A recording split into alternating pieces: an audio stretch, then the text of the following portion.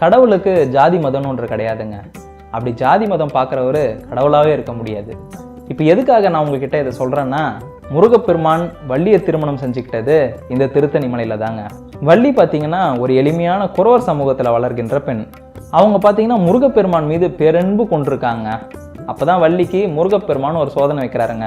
தான் ஒரு பலசாலியாக ஆளாக மாறி வள்ளி இருக்கக்கூடிய இடத்துக்கு வராருங்க.